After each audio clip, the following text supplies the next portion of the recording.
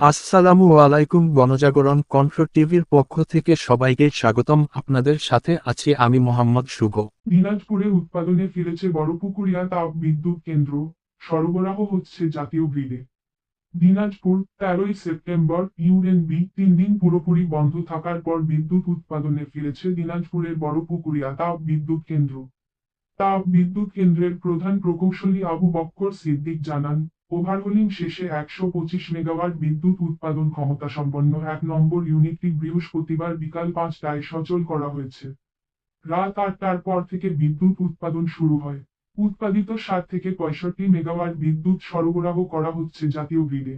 চীনা ঠিকাদারি প্রতিষ্ঠান হারবিন ইন্টারন্যাশনালের কাছে যন্ত্রাংশ সরবরাহ পাওয়া গেলে যান্ত্রিক ত্রুটির কারণে সোমবার বন্ধ হয়ে পড়া তৃতীয় ইউনিটটিকে কয়েকদিনের মধ্যে সচল করা সম্ভব হবে আশা করছেন প্রধান প্রকৌশলী।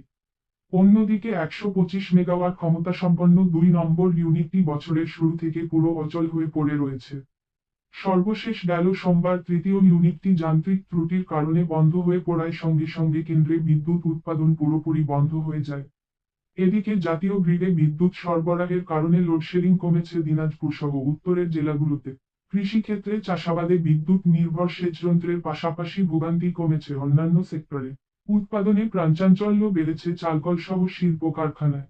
দেশের প্রথম কয়লাভিত্তিক এই কেন্দ্রটি পার্শ্ববর্তী বড়পুকুরিয়া কয়লা খনিতে উত্তোলিত কয়লা পুড়িয়ে বাষ্প চালিত ইঞ্জিনের মাধ্যমে বিদ্যুৎ উৎপাদন করা হয়েছে।